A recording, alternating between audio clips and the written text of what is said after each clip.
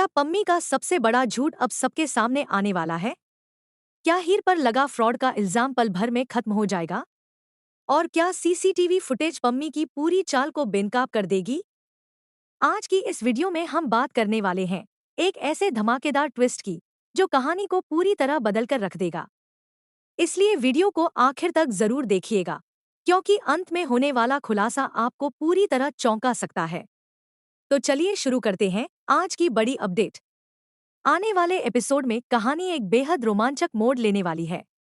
हीर और नवाब अपनी जिंदगी की नई शुरुआत तो कर चुके हैं, लेकिन उनकी राह बिल्कुल भी आसान नहीं है। हर कदम पर मुश्किलें उनका इंतजार कर रही हैं। सबसे बड़ी परेशानी पैसों की है।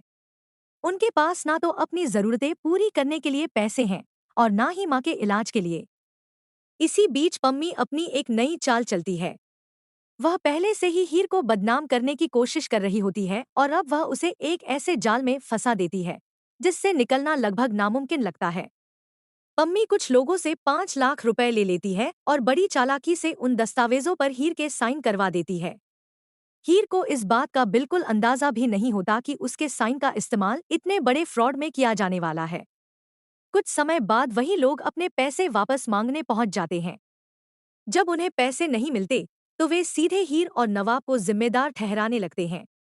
नवाब बार बार समझाने की कोशिश करता है कि हीर निर्दोष है और उसने ऐसा कुछ नहीं किया, लेकिन सबूत हीर के खिलाफ दिखाई दे रहे होते हैं। तभी वे लोग सवाल उठाते हैं कि अगर हीर बेगुनाह है तो उन कागजातों पर उसके साइन कैसे हैं। यही सवाल हीर को भी सोचने पर मजबूर कर देता है।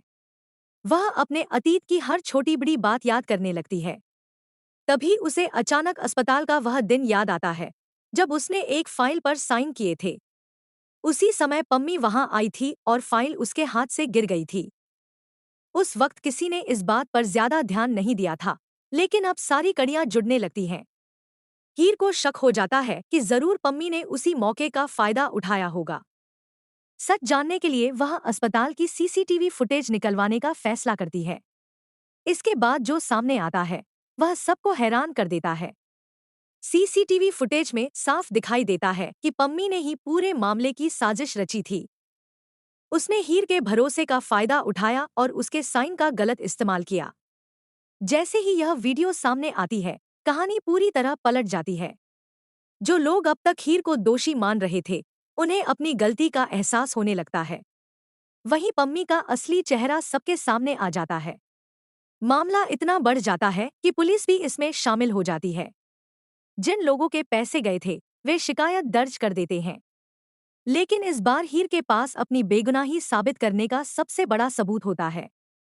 सीसीटीवी फुटेज देखकर पुलिस भी समझ जाती है कि असली गुनहगार कौन है। इसके बाद पम्मी की मुश्किलें बढ़ने वाली हैं और उसे गिरफ्तार भी किया जा सकता है।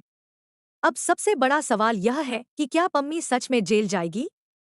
क्या हीर और नवाब की जिंदगी से यह मुसीबत हमेशा के लिए खत्म हो जाएगी? और क्या पम्मी